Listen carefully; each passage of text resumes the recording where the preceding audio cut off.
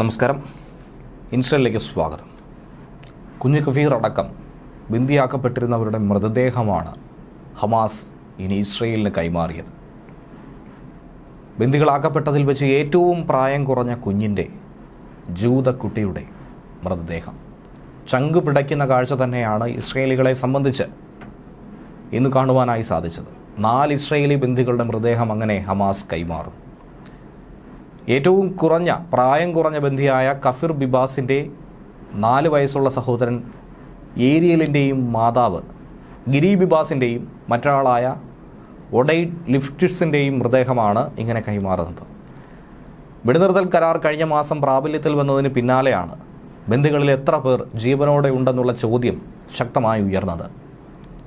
അതിലിടയ്ക്ക് വെച്ച് ഹമാസ് പിന്നോട്ട് പോയതിൻ്റെ കാരണവും പലരെയും ജീവനോടെ തിരികെ കൊടുക്കാൻ കഴിയില്ല എന്ന് ഹമാസിന് വ്യക്തമായി അറിയാം. അതിലുണ്ടാകുന്ന ഭവിഷ്യത്തുകളൊക്കെ തന്നെ മനസ്സിൽ കരുതിയിട്ടാണ്. ഇസ്രയേലിന് ഏറ്റവും അധികം സങ്കീർണമായ ഒരു ഘട്ടത്തിലൂടെ ബുദ്ധിമുട്ടേറിയ കൈപ്പേറിയ ഒരു ദിവസമാണെന്ന് തന്നെയാണ് പ്രധാനമന്ത്രി ബെഞ്ചമിൻ നെതന്യാഹുവും പറയുന്നത്. കാരണം ഇവരെയൊക്കെ തന്നെ ജീവനോടെ രക്ഷിക്കുമെന്നുള്ള ആത്മവിശ്വാസം IDFനും അതോടൊപ്പം തന്നെ പ്രധാനമന്ത്രിക്കും ഉണ്ടായിരുന്നു. അതിലേറ്റവും സങ്കടമുണ്ടാക്കുന്നത്, ബുദ്ധിമുട്ടുണ്ടാക്കുന്നത് കുഞ്ഞുകുട്ടിയുടെ മൃതശരീരം ഏറ്റുവാങ്ങേണ്ടി വരുന്ന വേദനയേറിയ ഈ നിമിഷം തന്നെയാണ്. ഗാസയ്ക്ക് സമീപത്തുള്ള കിബുട്സ് നിർ ഓസിൽ നിന്നാണ് കഫീർ ബിബാസിൻ്റെ പിതാവ് യാർഡനടക്കമുള്ളവരെ ഹമാസ് ഭീകരർ തട്ടിക്കൊണ്ടുപോയത്. അന്ന് കേവലം 9 മാസമായിരുന്നു കഫീറിൻ്റെ പ്രായം. കുട്ടിയാണെന്ന് പോലും നോക്കാതെയാണ് ആ കുടുംബത്തെ ആ ഭീകരർ തട്ടിയെടുത്തത്. 2023 ഒക്ടോബർ 7 തട്ടിക്കൊണ്ടുപോയത്. ഇസ്രയേൽ വ്യോമാക്രമണത്തിൽ കഫീറും സഹോദരനും മാതാവും കൊല്ലപ്പെട്ടുവെന്നാണ് ഹമാസ് തന്നെ 2023 നവംബറിൽ അറിയിച്ചത്. ഇസ്രയേൽ ആക്രമണത്തിൽ ഇസ്രയേലികൾ കൊല്ലപ്പെട്ടുവെന്ന് ഹമാസ് പറയുന്നു. അതിൽ തുടക്കത്തിൽ തന്നെ ഇസ്രയേൽ ആ മരണം സ്ഥിരീകരിച്ചിരുന്നില്ല. മനുഷ്യ കവചമാക്കി ഹമാസ് പലരെയും ഉപയോഗിച്ചുവെന്നുള്ള വാദം നേരത്തെ ഉയർത്തിക്കാട്ടിയതാണ്. പക്ഷേ ഇവർ മരിച്ചതിലുള്ള ദുരൂഹത ഇപ്പോഴും തുടരുകയാണ്.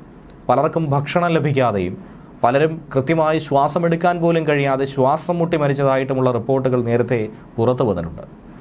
ഹമാസിൻ്റെ ക്രൂരമായ ടോർച്ചറിങ്ങിലൂടെ പലരും കൊല്ലപ്പെട്ടുവെന്നും ചൂണ്ടിക്കാണിക്കപ്പെടുന്നുണ്ട്.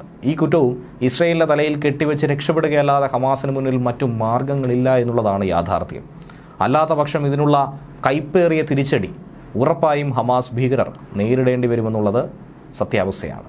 ഈ മാസം തുടക്കം തന്നെ ജയിലിലെ ബന്ദികളെ തിരിച്ചയക്കുന്ന കൂട്ടത്തിൽ യാർദൻ ബിബാസിനെ ഹമാസ് വിട്ടയച്ചു. 2 ആൺകുട്ടികൾക്കും അതുപോലെ തന്നെ അവരുടെ അമ്മയ്ക്കും എന്താണ് സംഭവിച്ചത് എന്നുള്ളത് ഇതുവരെയും പുറംലോകത്തിന് അറിയില്ലായിരുന്നു. എന്നാൽ ചേതനയേറ്റ ശരീരമായി അവരെ ഏറ്റുവാങ്ങേണ്ടി വരുമെന്ന് കുടുംബത്തിന് ഒരിക്കൽ പോലും കരുതേണ്ടി വന്നിരുന്നില്ല. കുടുംബം എന്തായിരുന്നാലും പറഞ്ഞിരുന്നു, അവരെ തിരികെ കിട്ടുന്നതുവരെ ഒരു കാരണവശാലും ഒരടി പോലും തങ്ങൾ പിന്നോട്ട് പോകില്ല എന്നുള്ളത്. കരാർ പ്രകാരമുള്ള മൃതദേഹങ്ങളുടെ കൈമാറ്റത്തിൻ്റെ ആദ്യ ഘട്ടമാണ് ഇങ്ങനെ നടന്നിരിക്കുന്നത്.